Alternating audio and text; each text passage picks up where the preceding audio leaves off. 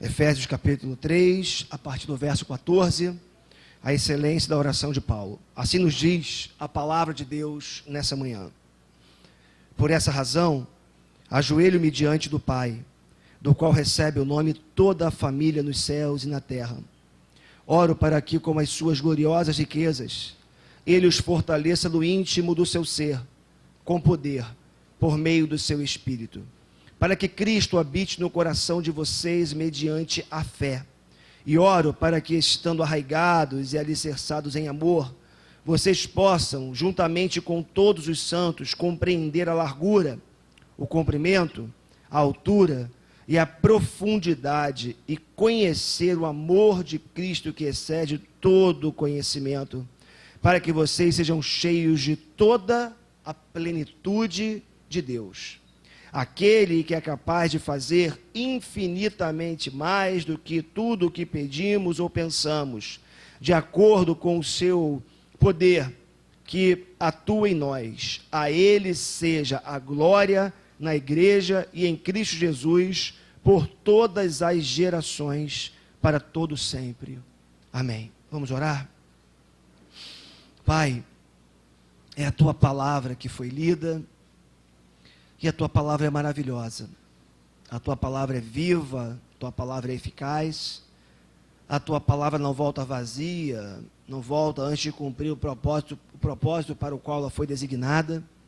E nós estamos aqui para ouvi-la nessa manhã. Fala conosco, Deus, que o Teu Espírito atue no nosso coração, que haja transformação em nós hoje, que haja crescimento para a nossa vida, que haja encontro verdadeiro contigo, que haja o mover do Teu Espírito nesse lugar. Apesar de quem sou, apesar do pecador que sou, eu peço que o Senhor me use nessa manhã para falar para a Tua igreja. Deus, que o Senhor possa fazer de mim instrumento Teu mais uma vez nesse lugar, boca do Senhor para falar a Tua palavra para o Teu povo. Peço por cada um que está aqui, Senhor, que cada um aqui esteja completamente, Pai, aberto para a ministração da Tua palavra, e que todos e cada um de nós possamos, ao final dessa ministração, sairmos daqui renovados e fortalecidos pelo poder do Teu Espírito, Pai. No nome de Jesus, nós oramos. Amém. Amém. Louvado seja o nome do Senhor, a excelência da oração de Paulo, à luz de Efésios capítulo 3, versos de 14 a 21. Interessante como que o apóstolo Paulo começa essa porção das Escrituras com a seguinte expressão: por essa razão, ajoelho-me diante do Pai. Irmãos, todas as vezes que nós nos encontramos com o texto bíblico, se faz extremamente necessário que nós entendamos um pouco do contexto do texto que nós estamos lendo. E como a gente sempre costuma dizer também aqui, é um crime você pegar um texto como pretexto, fora do seu contexto, para fazer aplicações que a Bíblia não quer fazer. Para que a gente possa se guardar desse tipo de prática, é necessário que a gente, ao nós nos encontrarmos com um texto bíblico, que nós possamos comparar o texto que nós estamos lendo com outros textos. E existem também algumas expressões na Bíblia que são extremamente importantes, como, por exemplo, essa expressão inicial, quando o apóstolo Paulo fala por essa razão. Que razão? A que o apóstolo Paulo se refere? Por que o apóstolo Paulo começa essa porção do texto bíblico no verso 14, falando por essa razão eu me ajoelho? É óbvio que ao falar assim, ao se referir dessa maneira, ao pronunciar-se dessa forma, o apóstolo Paulo ele está fazendo referência a uma outra porção das Escrituras. Ele está fazendo referência a tudo aquilo que ele havia dito ou escrito para os seus ouvintes nas porções anteriores.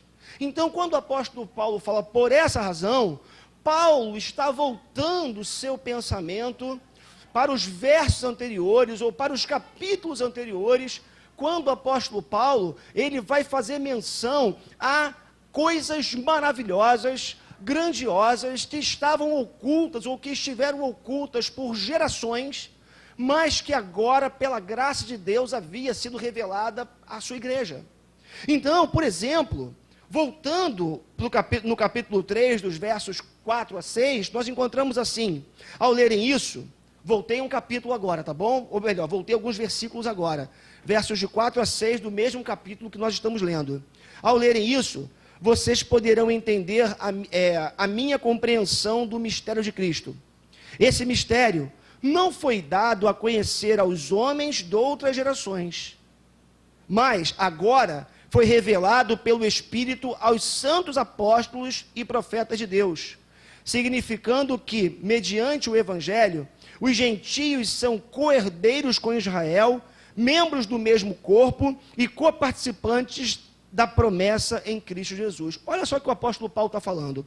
Quando ele fala assim, por essa razão me coloco de joelhos para orar, Paulo está falando o seguinte, que a razão pela qual ele se colocava de joelho foi porque Deus, segundo a sua soberania, segundo a sua vontade, confirmando aquilo que já havia sido dito aos profetas que viveram antes dele, Deus estava revelando um mistério que esteve oculto por gerações, que foi o desejo de Deus de criar uma nova humanidade, a partir de Cristo Jesus. E muito mais do que isso, chamando os gentios, ou seja, aqueles que não são judeus ou que não eram judeus, para participarem desta nova humanidade. Perfeita, renovada, não por ser perfeita em si, mas por conta de Cristo, que é o cabeça dessa nova humanidade e que, por assim dizer, é um modelo para ela também. Então, diante de todas essas verdades, diante do mistério que havia sido revelado, diante da grandiosidade das revelações de Deus, Paulo fala assim no verso 14, por essa razão, diante de tudo isso, ou por causa disso tudo, eu me coloco de joelhos e começo a fazer orações por vocês. E Paulo fala, me coloco de joelhos porque não era comum para um judeu no seu tempo orar ajoelhado. Eu não sei se você sabe, mas os judeus oravam de pé, com o rosto levantado, com os braços levantados e com as palmas das mãos para cima. Assim que os judeus oravam em público. Mas o Paulo está dizendo o seguinte, diferente dos judeus do meu tempo, diferente dos meus compatriotas, eu não tenho como não me render diante da majestade de Deus. Eu não tenho como não me render diante de tamanhas revelações. Eu não tenho como não me humilhar, até porque, irmãos, nós sabemos que esse ajoelhar-se significa, em alguma medida, você se render, você se humilhar diante de Deus. O apóstolo Paulo está dizendo o seguinte, as revelações são maravilhosas, as revelações são grandiosas, e eu não tenho como não me render diante disso. Parando para pensar nisso aqui, eu venho me lembrando das minhas últimas orações dos últimos tempos, e de como, de alguma forma, eu, pessoalmente falando, eu tenho negociado algumas orações que poderiam ser feitas de joelhos. Diante do que Paulo nos ensina, eu chego à conclusão que existem algumas causas, existem alguns motivos de oração que nós precisamos estar com o joelho no chão para orar. Eu acho que a igreja perdeu muito isso, irmãos. Nós, como pastores, de alguma forma, acabamos relativizando um pouco isso. Se você também já parou para perceber que na igreja nós temos alguns momentos de oração, e às vezes a gente fala assim, fique à vontade, fique como você quiser. Se você quiser ficar sentado, você fica. Se você quiser ficar em pé, que você fique. Parece que a gente respeita tanto o outro, só que a gente deixou de respeitar Deus. A gente respeita tanto o outro, será que o outro vai se sentir bem ajoelhado? Será que o outro não vai se sentir constrangido se alguém pedir para ele ficar ajoelhado? Mas quando eu olho para o apóstolo Paulo, Paulo não tinha dúvida que diante de algumas situações, de alguns motivos de oração, a melhor postura para estar é de joelhos quebrantados diante de Deus. Eu acho que nós, como igreja, já temos que começar a observar o apóstolo Paulo e trazer para a nossa vida como realidade para nós, que a gente precisa voltar às velhas práticas, ou algumas velhas práticas, e uma dessas velhas práticas é a gente colocar o joelho no chão e começar a interceder. Começar a clamar a Deus como sinal de devoção, como sinal de quebrantamento, como sinal de que nós estamos nos rendendo ao soberano Deus do universo. E o apóstolo Paulo, ele se ajoelha diante de quem? O próprio texto vai dizer, por essa razão, ajoelhe-me diante do Pai. Paulo estava se ajoelhando porque ele sabia que não estava se ajoelhando diante de um oficial romano, diante de um imperador, diante de um rei qualquer, mas o seu ajoelhar-se era rico em significado, porque ele nos diz que ele se ajoelhava diante do Pai. É interessante porque ele está se prostrando diante de um pai amoroso, que é o pai de uma família que recebe o seu próprio nome, como o texto diz. Porque o Paulo vai dizer que ele se ajoelha diante do pai, e esse pai é o pai de uma família, ou de toda a família nos céus e na terra, que leva o próprio nome do pai. Queridos, nós precisamos entender que essa ideia de Deus Pai, ela começa com Jesus. No mundo antigo não se concebia a ideia de uma divindade como pai.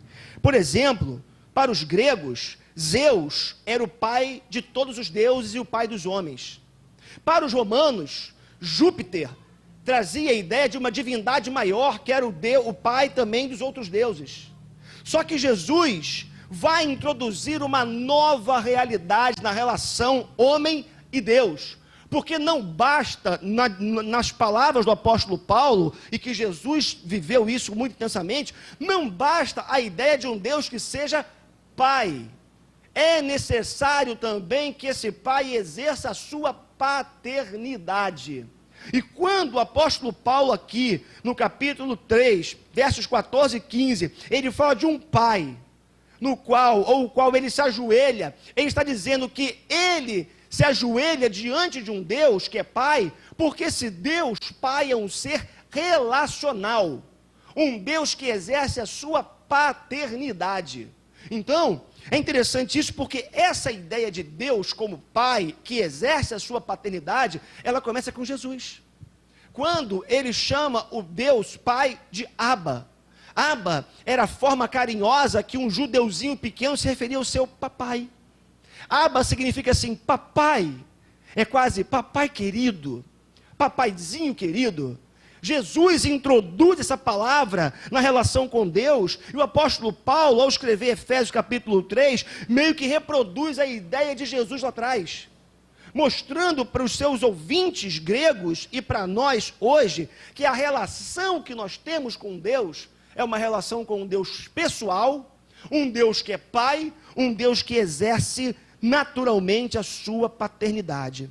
É interessante porque o apóstolo Paulo, ele vai, de alguma forma, ele vai começar a falar para nós, quando ele fala dessa relação de Deus como pai, ele vai nos mostrar que essa palavra pai, que exerce, esse pai que exerce essa paternidade, essa palavra paternidade, ela nos traz algumas palavras importantes, ou algumas ideias importantes. Por exemplo, a ideia de acesso.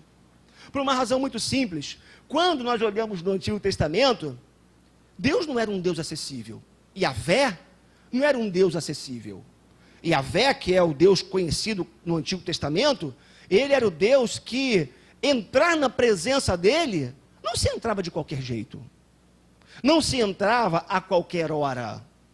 Lembra comigo que para entrar no Santo dos Santos, que era o lugar que ficava a Arca da Aliança, que representava a presença de Deus no tabernáculo, somente o sumo sacerdote, uma vez por ano, com trajes apropriados, sem ter nenhum defeito, ele entrava no Santo dos Santos para poder fazer orações pelo povo, pela nação de Israel. E mesmo assim, com um chocalho no pé e com uma corda amarrada, porque se alguma coisa desse errado lá dentro, ele morresse fulminado, ele era puxado para fora. Então, acesso a Deus, acesso ao Pai, é algo que começa em Jesus, nessa realidade do Deus que exerce a sua paternidade, um Deus acessível, um Deus que você pode ter liberdade para entrar na presença dele a hora que você quiser. E aí, meus irmãos, isso fica para nós já uma outra lição, porque alguém já disse que nós temos dificuldade para lidarmos com liberdade, né? Liberdade é uma coisa que o ser humano tem muita dificuldade para lidar. Em regra, muitos de nós transformamos liberdade em libertinagem. Transformamos liberdade em a possibilidade de fazer tudo ou não fazer nada. E muitas vezes, no que diz respeito a Deus, nós ficamos com não fazer nada. E aí, por conta da liberdade que a gente tem, do livre acesso que a gente tem, pelo fato de podermos estar na presença de Deus a qualquer hora, a qualquer momento, a gente acaba não entrando na presença dele. E quando entramos, pior ainda, entramos de qualquer jeito. Eu me lembro de Manoá, pai de Sansão, quando ele teve a revelação de que ele teria um filho, que Deus aparece para ele. Interessante porque no capítulo 3 de Juízes, verso 21 e 22, está escrito assim: como o anjo do Senhor não voltou a manifestar-se a Manoá e a sua mulher, Manoá percebeu que era o anjo do Senhor. E ele vai dizer: sem dúvida vamos morrer. Disse ele à mulher: pois vimos Deus. Olha a concepção de um israelita no Antigo Testamento. Eu me encontrei com Deus, eu vi Deus, logo, quem viverá depois de ter visto Deus? Olha a concepção de um judeu do Antigo Testamento. É impossível para um homem ver Deus, e aqueles que veem Deus, morrem, porque não aguentam tamanha revelação, tamanha manifestação. Ah, meus irmãos, eu penso que, não na mesma proporção que o Manoá, mas eu penso que talvez nós devêssemos retomar um pouquinho dessa reverência e desse temor que nós encontramos aqui na vida do Manoá. A gente vem para a igreja muitas vezes e a gente fala: o culto foi legal, o culto foi bom, o louvor foi abençoador, senti a presença de Deus. Mas eu paro para me perguntar, irmão, se você sentiu a presença de Deus, e se Deus está nesse lugar, por que a nossa atitude, nossa postura, ela muitas vezes se parece não com a de quem se encontrou com o Deus verdadeiro, mas como a de quem está no encontro social? Por quê que quando o nosso telefone toca no meio do culto, a gente atende? Já parou para pensar isso? O telefone toca, a gente atende no meio do culto. Se Deus estivesse realmente nesse lugar, e se você realmente estiver sentindo a presença de Deus, eu acho que você não vai atender o celular no meio do culto. Ficar com o celular ligado, mandando mensagem, ficar com o celular ligado na expectativa de que alguém vai te ligar. Já percebeu o que a tecnologia faz com a gente? A tecnologia gera em nós um senso de importância, porque a gente fica o tempo todo achando que alguém vai ligar para a gente. Alguém pode me ligar, logo eu sou importante. Alguém vai me procurar, logo eu sou importante. Eu preciso deixar o meu celular ligado, logo eu sou importante. Queridos, não estou dizendo que nós temos que ter aqui a mesma atitude do Manoá, porque nós estamos na graça, é bem verdade, mas eu penso que nós temos que retomar um pouco esse sentimento do Antigo Testamento, da presença de Deus. Deus está aqui. Eu não posso viver como se eu estivesse num clube. Deus está aqui. Eu não posso viver de qualquer jeito, sair por qualquer motivo, ficar levantando a todo instante, atendendo o celular. Primeira coisa que eu acho que a gente tem que fazer é desligar o celular quando chega na igreja. Mas se você por algum motivo precisa deixar o seu celular ligado, bote no vibracol e não fique conectado nele. Vivemos tanto tempo sem celular, não é verdade? Tanto tempo sem tecnologia, e hoje somos escravos dela. Queridos, Manoá falou: eu vou morrer, porque eu vi Deus. Mas, nosso Deus é um Deus de acesso. Não se preocupe, se você atender o celular, Deus não vai te fulminar. Eu posso te garantir.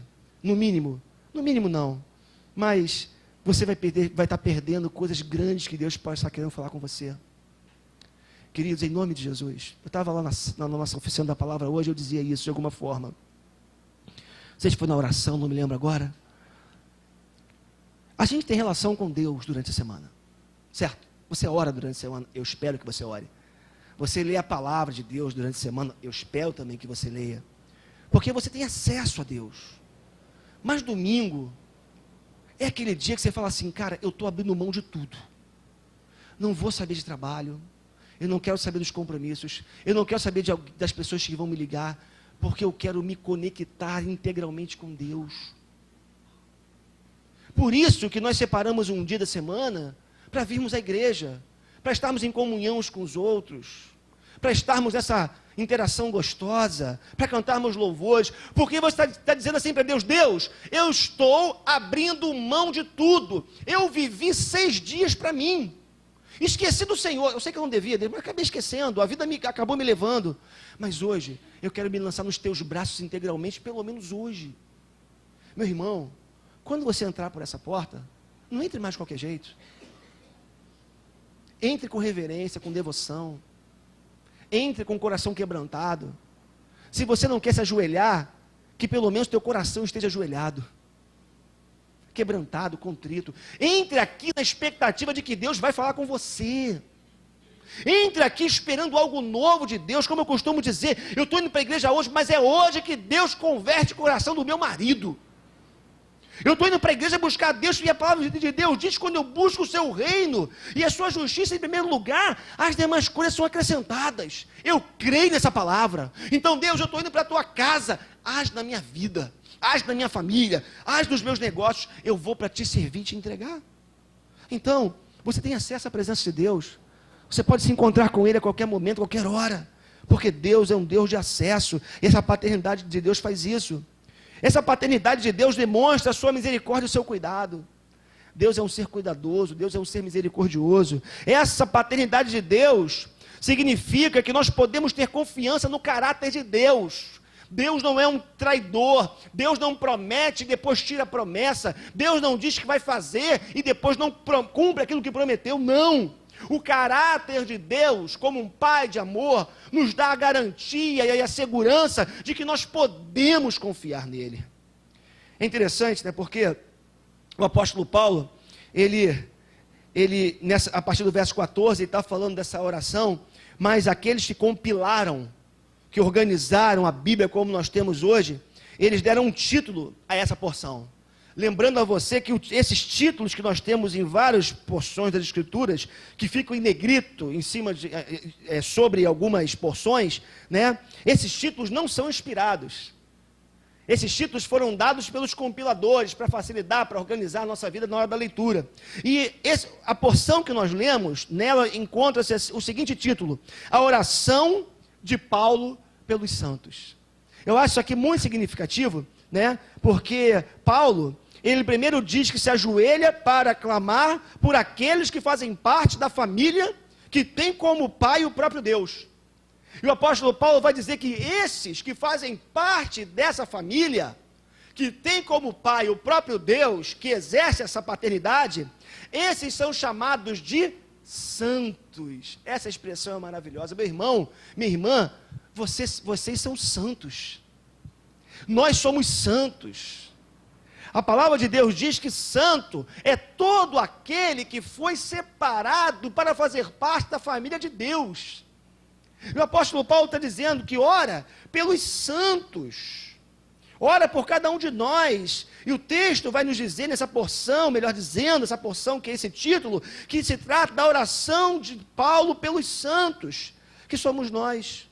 Paulo está dizendo que ele se ajoelha diante de Deus Pai, e que nós, como santos de Deus, nós tomamos o próprio nome de Deus. É por isso que nós fazemos parte da família de Deus.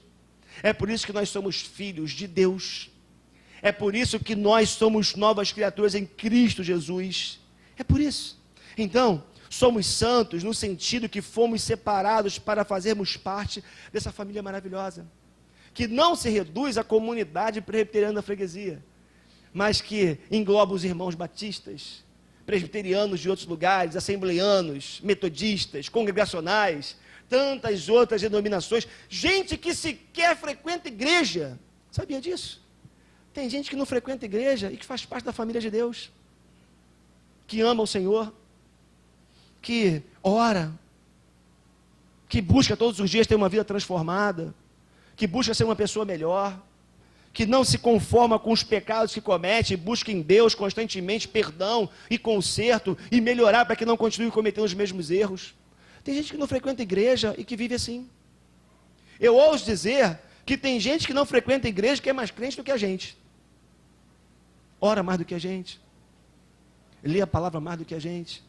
E não frequenta uma igreja. Não frequenta, como a Dita gosta de dizer, já dizia lá hoje na oficina da palavra, o templo, né, Dita? Porque a igreja somos nós, onde quer que a gente vá, nós somos igreja. Então, irmãos, é interessante porque nós somos essa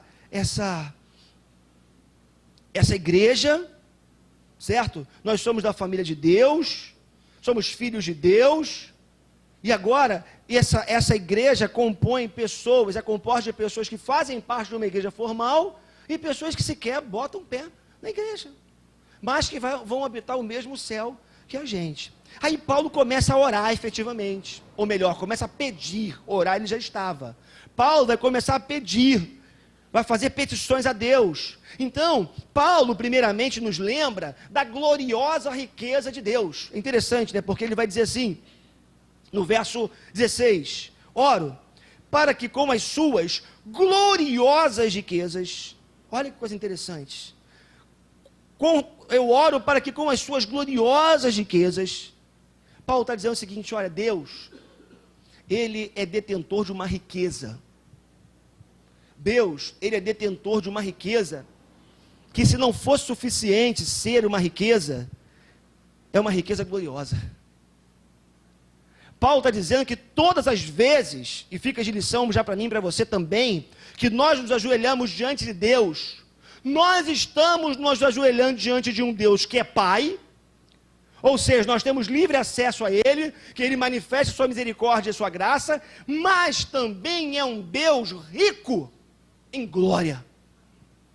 E eu acredito que o Paulo faz questão de fazer referência à riqueza de Deus, para que nós possamos ter toda a segurança ao entrarmos na presença de Deus. Meu irmão, quando você vai para a oração, quando você se ajoelha diante de Deus, minha irmã, meu irmão, você está se ajoelhando em primeiro lugar diante de um Deus que é Pai. Um Deus que é Pai que exerce a sua paternidade. Mas, imagina um pai impotente. Quem já passou pela situação de ver um filho sofrendo e não poder fazer nada, quem sabe morrendo na sua frente e não poder fazer nada, sabe do que eu estou falando? Há situações em que de verdade nós não podemos fazer nada pelos nossos filhos. Porém, e quando isso acontece é muito duro. Imagina um Deus, Pai, que exerce a sua paternidade, mas que não pode fazer coisa alguma por nós. Sabe o que o Paulo está dizendo? O Pai que vocês têm é um Pai poderoso. O Pai que vocês têm é um Pai glorioso. Por isso, vocês podem e devem ir à presença dEle em oração, para orar, para pedir, para interceder. Porque não lhe falta amor e não lhe falta poder. Ele é um Deus Pai que ama os seus filhos e que tem poder em suas mãos para suprir as suas necessidades e pedir aquilo que seus filhos pedem. É interessante também porque o apóstolo Paulo, na sequência, ele vai dizer do desejo do seu coração, o desejo de Deus, melhor dizendo, que o desejo de Deus é fazer algo íntimo no nosso ser. Porque Paulo vai dizer assim, eu oro para que esse Deus que é Pai, segundo a sua gloriosa riqueza, esse Deus que é Pai, fortaleça vocês no íntimo do ser de vocês. O apóstolo Paulo está dizendo o seguinte, olha, a minha oração, ela tem por objetivo Deus começar a fazer uma transformação em vocês de dentro para fora. A minha oração tem por objetivo fazer com que aconteça um nível profundo de transformação. Não é verniz de transformação. Não é mudança de uma prática religiosa. Eu ia para a igreja um domingo sim, um domingo não, e agora eu vou todo domingo. Eu não dava o dízimo, eu comecei a dar, embora será uma bênção, se você não dava o dízimo, se você começar a dar, vai ser uma bênção para a igreja. Mas não é disso que o apóstolo Paulo está falando.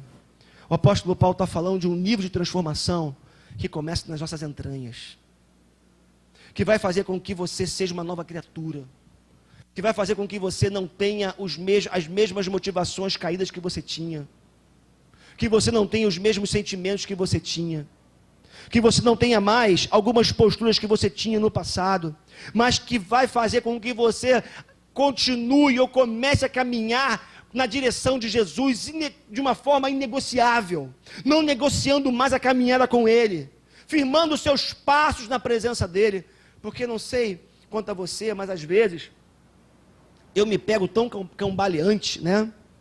Eu me pego tão... Não me acostumei com isso aqui ainda. Eu me pego assim tão... como Deus falou lá o profeta falou para o povo, né? O profeta Elias falou para Israel, cocheando entre dois pensamentos, entre dois caminhos, né? Não é natural ler a Bíblia. Pelo menos para mim. Não sei você. Aquela coisa, sabe? Acordei de manhã. Acontece de vez em quando. Todo dia. Hoje eu vou ler a Bíblia, que eu amo ler a Bíblia. Não. Cara, tem que ler a Bíblia. Preciso me fortalecer. Estou fraco. Eu tenho que ler. Ou então acordar de manhã com saudade de Deus, como se vou orar, porque eu estou apaixonado. De vez em quando. Em regra, Senhor, me ajuda que eu não estou conseguindo nem orar. Aí eu começo e vou embora. Depois começa. O que eu estou falando é um nível de transformação tal que a oração vai deixar de ser um fardo na nossa vida. Ler a Bíblia vai deixar de ser um saco. Desculpa a expressão. De novo. O pastor falou, tem que ler a Bíblia, tem que ler pelo menos um versículo hoje, senão eu vou ficar mal. Ou então, o que Deus vai pensar de mim se eu não ler, né? É um nível de transformação, irmãos, que Paulo pede para os seus leitores, que começa aqui dentro, na alma, nas entranhas. Vir à igreja deixa de ser enfadonho. Ouvir o pastor André falando deixa de ser chato. Você vem porque você sabe que você vai encontrar Deus na igreja, mas sobretudo no outro. A alegria da presença dele no nosso coração é uma transformação que vem do íntimo do nosso ser. E Paulo vai dizer nessa oração inicial, pedindo aos seus leitores, aos seus ouvintes, para que eles fossem enriquecidos com esse poder no mais íntimo do ser de cada um deles. E esse é um poder que não pode ser comprado, que não pode ser forjado, e que não é privilégio daqueles que têm uma caminhada maior do que aqueles que começaram a caminhar agora. Já viu isso? Às vezes, né, a gente tem uma coisa na cabeça que acha que aqueles que têm muito tempo de caminhada, 20 anos, 30 anos de igreja, são mais privilegiados da presença de Deus, ou por assim dizer, do que aqueles que começaram recentemente. Que nada. Isso não demanda tempo, demanda atitude. Não significa que porque você tem tempo, né? Aquele ditado que diz que a antiguidade é posto, com Deus isso não vale. Tem muito crente novo convertido, mais apaixonado do que crente, muito mais amando a Deus do que crente com 30 anos de igreja. Até porque está vivendo o primeiro amor, né? Como a gente diz. Buscando a Deus. Deus quer fazer isso no nosso coração. Esse fortalecimento interior, é interessante isso porque nós já temos o Espírito Santo de Deus. Quando você se converte, você se encontra com Jesus, você recebe o Espírito Santo de Deus. Mas parece, nas palavras de Paulo, que é como se você recebesse um plus de Deus, uma mais de Deus. É como se Deus, mesmo você já tendo o Espírito Santo em você, é como se você recebesse um fortalecimento espiritual para começar a viver um nível devocional que você não conseguiu viver até hoje. Não estou falando de segunda bênção, não, espiritual. Não estou falando de batismo com o Espírito Santo, como os pentecostais, nossos irmãos queridos falam. Eu estou apenas dizendo que a oração de Paulo foi no sentido de que aqueles crentes, ouvintes da palavra, conhecedores da palavra, que já tinham o Espírito Santo, de alguma forma fossem fortalecidos no mais íntimo do ser deles. Meu irmão, minha irmã, olha para mim aqui. Olha para mim aqui.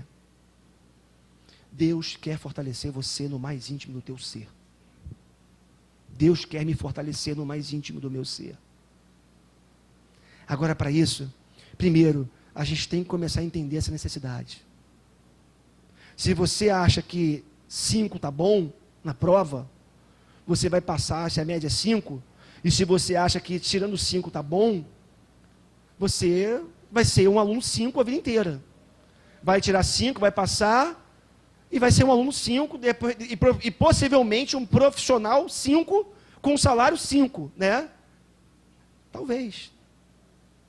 Agora, se você entende que você pode ter mais, você pode estudar um pouquinho mais, e se você pode ter uma nota melhor, se você pode não ter que ficar na segunda época, que chamavam lá, né, de recuperação, né? Segunda época é tempo do meu pai, né? Recuperação, lá, estudando um pouquinho mais, eu acho que vai ser legal. para você. Na vida cristã é a mesma coisa. Você pode ser um discípulo 5 e ir para o céu. Discípulo, média 5, aceitou Jesus, startou o processo, vai para o céu, está garantido. Mas é tudo que você quer para a sua vida? Você não quer receber dons espirituais? Você não quer ser um instrumento na mão de Deus? Quer viver para trabalhar, para voltar para casa cansado, exausto, e simplesmente esperar o domingo para chegar lá e sentar aqui dormindo, fechando o olho, como muitas vezes acontece, ponto final? Deus não quer isso para você. Deus quer que você seja um crente melhor, no sentido de ser um discípulo melhor, que tenha recebido esse poder no seu interior, para você fazer diferença no seu mundo interior, principalmente, e no mundo exterior, que é o mundo que você vive. Então, esteja aberto hoje para receber esse amar de Deus. Paulo não colocaria, não escreveria isso, não nos deixaria essa lição, se esse não fosse o desejo do coração de Deus para a nossa vida. Deus não quer que nós sejamos crentes nota 5. Deus não quer isso. Deus quer te encher com o Espírito Santo, meu irmão. Deus quer fazer diferença na sua vida para que você faça diferença no mundo. Deus quer que você não ache mais a oração, leitura da palavra, igreja um saco. E vem aqui por culpa e obrigação, com medo de se cumprir aquilo que está lá no plástico de algumas pessoas que botam no carro da igreja católica, né? Domingo sem missa, semana sem graça. Tem crente que vive assim. Acha que tem que vir para a igreja no domingo, senão a maldição vai acontecer sobre a sua cabeça, vai cair na sua cabeça de segunda a sexta. Isso não é verdade. Você não vai ser amaldiçoado porque não veio no culto domingo, mas você vai deixar de ser abençoado. Você vai deixar de crescer, de se fortalecer, porque a pregação do Evangelho fortalece. A pregação do Evangelho nos dá vigor espiritual, mas a comunhão, os louvores, o serviço, não é só você entrar e sair por aqui, é perguntar, pastor, o que eu posso fazer para ser útil hoje? A quem que eu posso abençoar hoje? Todo esse conjunto é que produz nosso crescimento. Agora, se você optar por viver sem isso, é um direito seu, acho que é, não sei, mas você vai deixar de viver a profundidade que Deus quer que você viva. E quando nós sabemos fazer o bem, como a Bíblia diz, e nós não fazemos, quando nós sabemos fazer o que é certo e nós não fazemos, nós pecamos. Ó, se você não sabia a respeito dessas verdades que eu lhes falei, até hoje você era justificado pela sua ignorância. A partir de hoje você sabe. Você sabe que você tem que buscar esse plus de Deus na sua vida, esse a mais de Deus na sua vida, que você tem que se fortalecer no íntimo do seu ser. Então, para que poder? Por quê? Ou para que ser fortalecido? O apóstolo Paulo começa respondendo primeiro, para que Cristo habite no coração de vocês. Ele é enfático, né? Quando ele fala aqui a partir do verso 16, oro para que com as suas gloriosas riquezas, ele os fortaleça no íntimo do seu ser, com poder por meio do seu Espírito, para que Cristo habite no coração de vocês. Para que Cristo habite no coração de vocês mediante a fé. Tão interessante isso aqui, né? A expressão que Paulo usa, a palavra que ele usa no grego é katoiken. É isso mesmo, quase quebrei a língua, né? Kaitoken. Mais ou menos isso. E essa palavrinha dá a ideia de ficar à vontade. Dá a ideia de um Deus que não está aqui com um peso na minha vida, mas é um Deus que bate na porta do meu coração querendo entrar, ele entra na minha vida e eu falo, Deus, fica completamente à vontade. Não precisa ficar na sala não, Deus, pode entrar para os quartos. Fica à vontade na cozinha, abre a geladeira. Fica à vontade, a casa é sua. Já viu que tem gente que a gente gosta muito, que quando vai na nossa casa, você faz questão de deixar aquela pessoa totalmente à vontade, você fala, pô, fica à vontade, ó, o sofá está aqui, você pode abrir a geladeira, a casa é sua.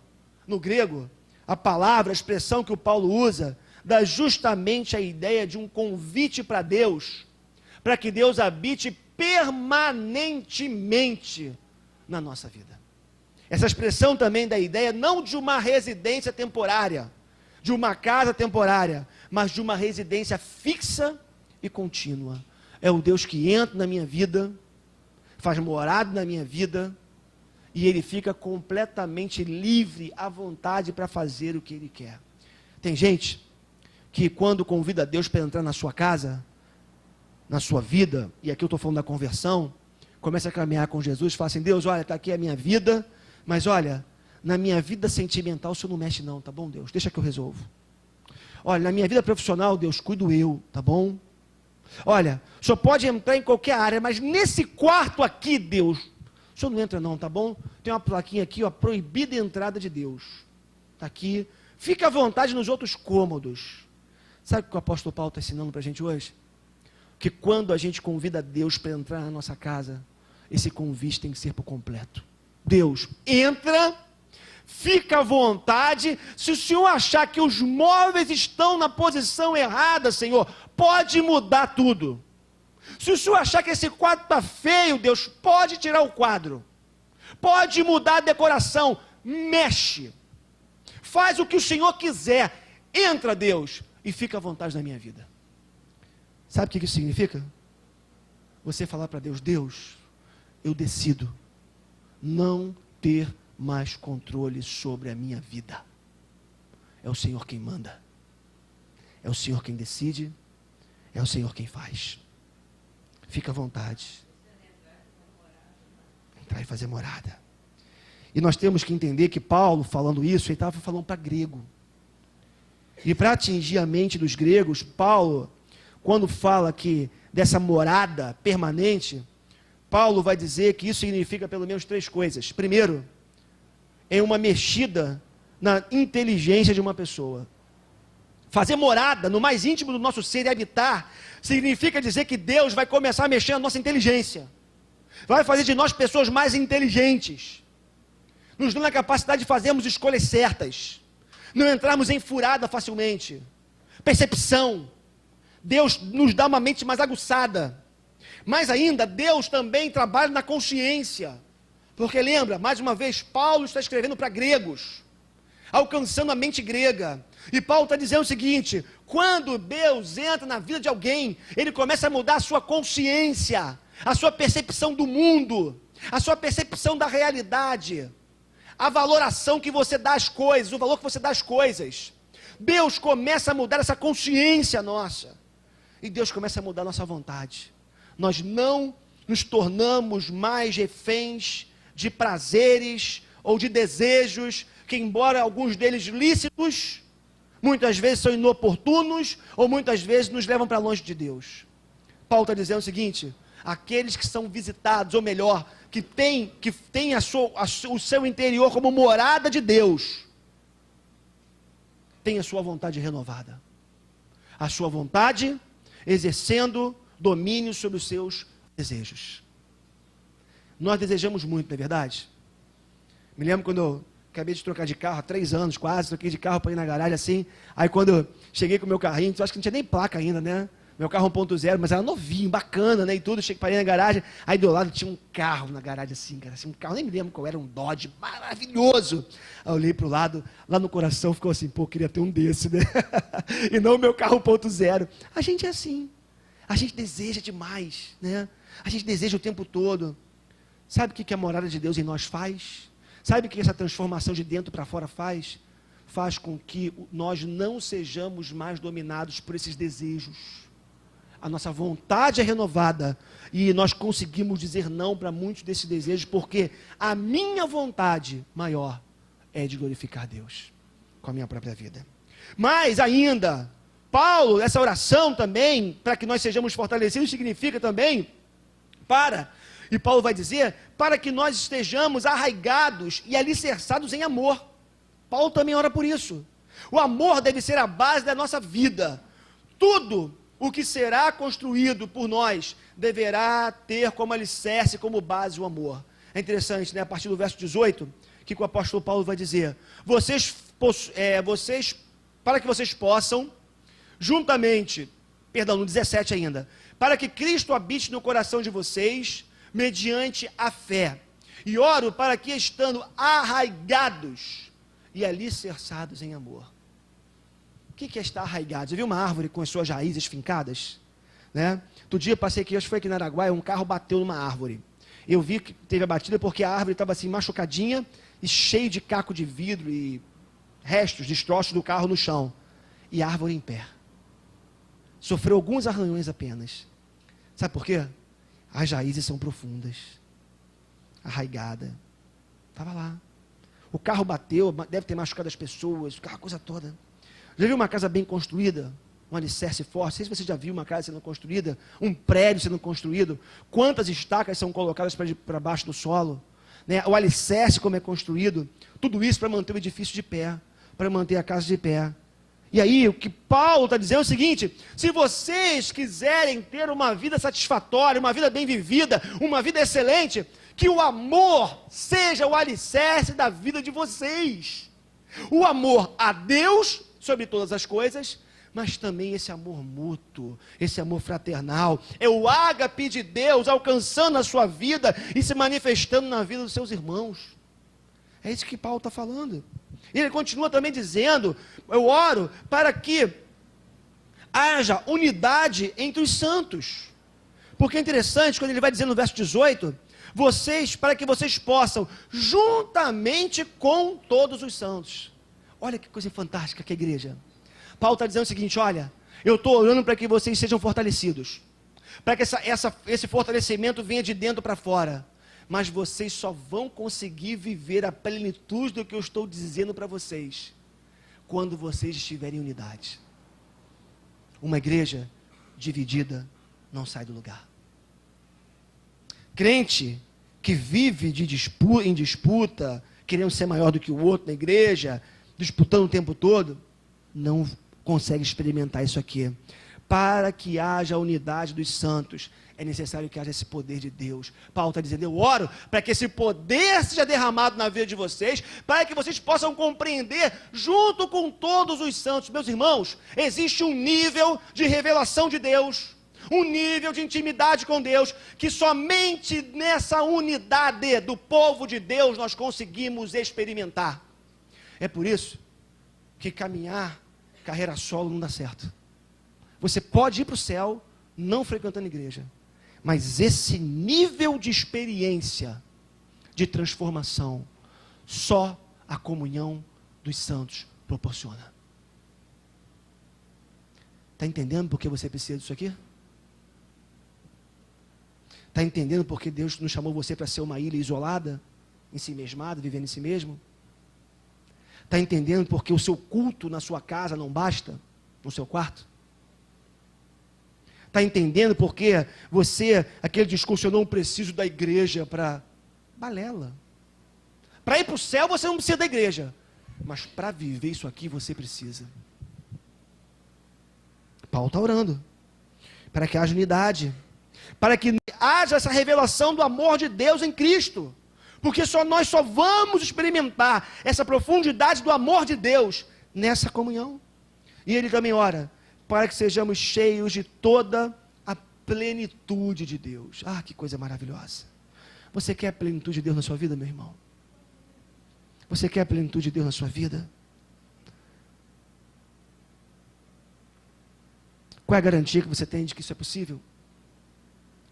Aquele que é capaz de fazer infinitamente mais do que tudo que pedimos ou pensamos, de acordo com o seu poder que atua em nós.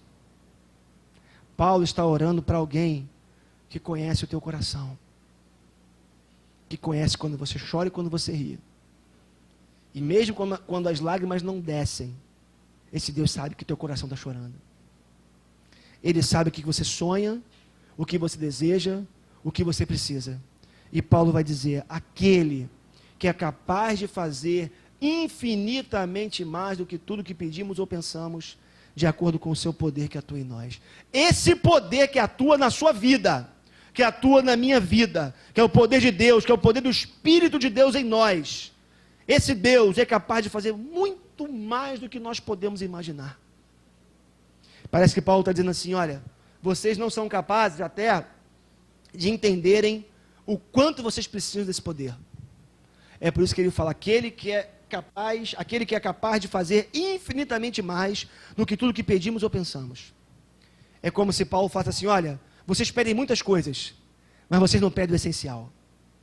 Vocês pedem muitas coisas, mas vocês não pedem o essencial porque vocês não sabem que isso é essencial. Mas agora eu lhes digo que o essencial precisa ser buscado por vocês. E o essencial é esse poder que é buscado na intimidade, na comunhão, onde Deus manifesta o seu amor e você vai crescendo espiritualmente para a glória de Deus. E a razão final disso tudo é a seguinte: a Ele seja a glória na igreja e em Cristo Jesus por todas as gerações, para todo sempre. Amém. A razão final disso tudo, dessa busca, desse poder manifesto em nós, dessa transformação de dentro para fora, da comunhão, de virmos à casa de Deus, de estarmos juntos, é a glória de Deus acima de todas essas coisas. E é assim que o apóstolo Paulo termina no verso 21, dizendo: a Ele seja a glória na igreja e em Cristo Jesus, por todas as gerações e para todo sempre. Amém. Se você hoje deseja ser cheio de Deus, receber esse poder de Deus na sua vida, eu digo que você tem um bom desejo no seu coração. Se hoje você entendeu a importância de ser cheio do Espírito Santo, ser renovado no seu interior, de começar a viver a sua devocionalidade com mais intensidade, você tem entendido que, acredito eu pelo Espírito Santo, que isso é essencial para você. Esse é o primeiro passo.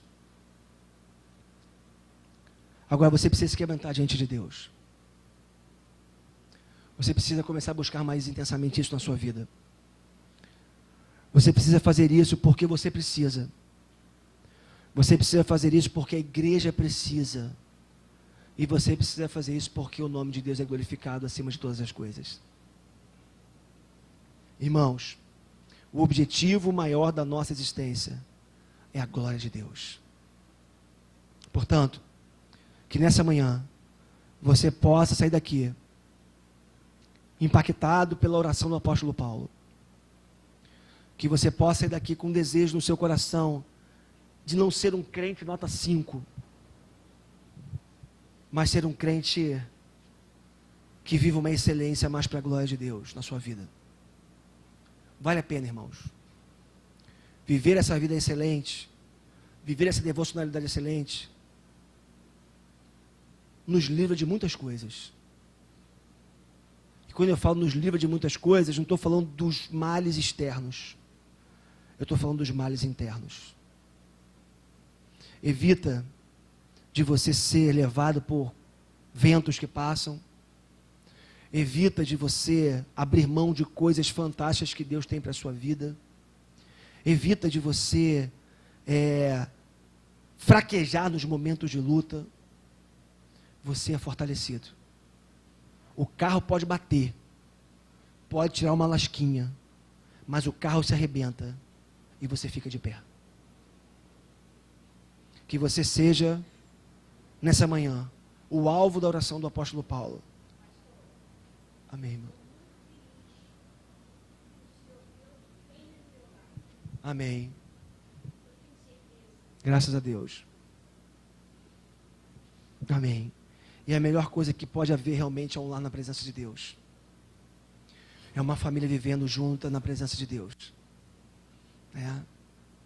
É maravilhoso, minha irmã, você poder viver a vida para Jesus, passar essa existência aqui não vivendo para você mesmo, só para crescer.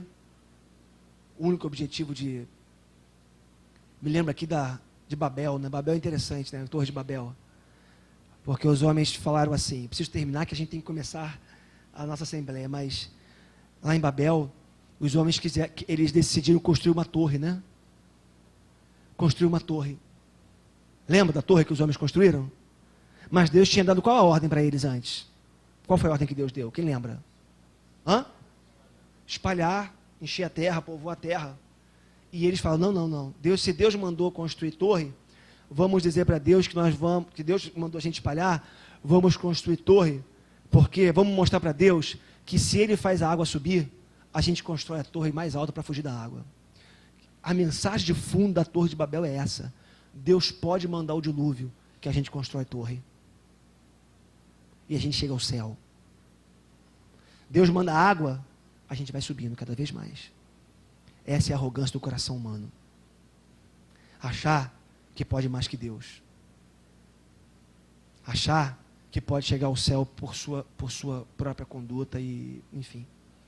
Portanto, que seja o maior desejo do seu coração e do meu coração, essa busca por esse poder interior, esse poder de Deus em nós, essa morada de Deus em nós, onde Deus tem total liberdade para entrar, mexer, refazer. Se tiver que quebrar a parede, Ele pode quebrar. É a liberdade que Deus tem para permanecer na nossa casa, para ser o verdadeiro dono da nossa vida. Amém? Vamos orar.